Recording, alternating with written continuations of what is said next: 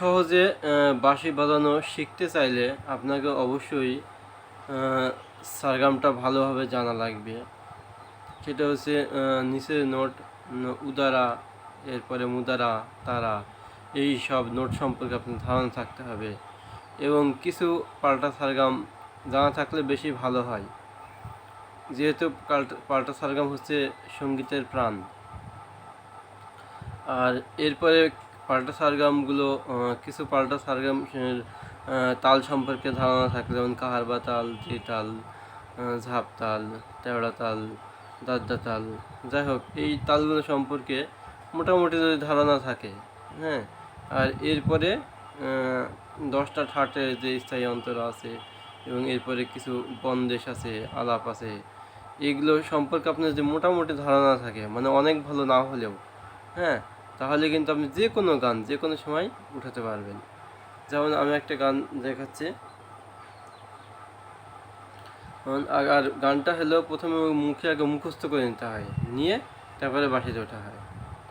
আর কোথা থেকে উঠছে গানটা, মানে বলার গানটা যেভাবে উচ্চারণ হয়, উচ্চারণের ভঙ্গিতেই বোঝা যায় গানটা কোথা থেকে উঠবে, হ্যাঁ। তো যেমন আমি একটু দেখাই।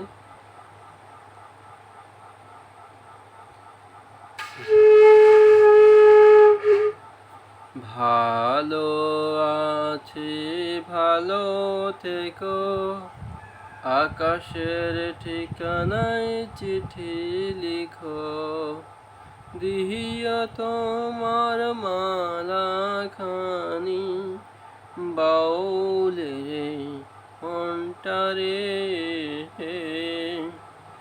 আমার ভিতর বাহিরে অন্তরে অন্তরে আছো তুমি হৃদয় জুড়ে। এই যে ভালো আছি ভালো থেকো, এইটা যখন আপনি বলবেন ভালো, এখানে দেখেন সুর কিন্তু আপনার নিচেই আসছে, বুঝলে, ধা সা ভালো, এইভাবে।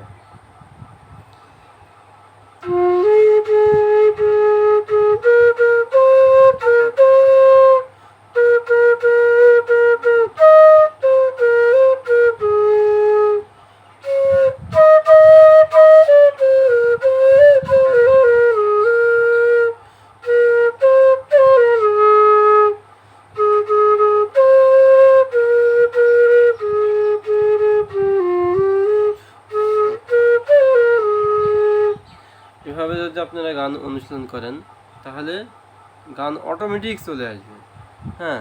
ক্লাসিক্যাল থিওরি সম্পর্কে মোটামুটি ধারণা থাকলেই হবে, অনেক বেশি না হলেও সমস্যা নেই। মানে বিশেষ করে আমি যে কথাগুলো বললাম এটা নতুনদের জন্য। তো অবশ্যই আমার চ্যানেলটা সাবস্ক্রাইব করবেন, কোনো ভুল ত্রুটি হলে অবশ্যই ক্ষমা দৃষ্টিতে দেখবেন, লাইক করবেন, কমেন্ট করবেন, আমাকে আরও বেশি ভিডিও আনতে উৎসাহিত করবেন। মনে করুন আরও আসলে অনেক কথা বলা যায়, কিন্তু ভিডিওটা অনেক লং হয়ে যাবে, আপনাদের বিরক্তির কারণ হতে পারে। এই জন্য কিন্তু আমি সম্ভবত যতটুকু সম্ভব অল্প কথার বলার মধ্য দিয়ে ভিডিওটা অনেক লং না করে অনেক কিছু অনেক তথ্য দিয়ে আপনাদের বোঝানোর চেষ্টা করি মাত্র। তো ঠিক আছে ভিউয়ার্স, ভালো থাকবেন। আর 440 টিউনের কারো যদি বাঁশি লাগে নিতে পারেন, সারা বাংলাদেশ সহ বিশ্বের যে কোনো প্রান্তে বাঁশি পৌঁছে দেওয়া হয়।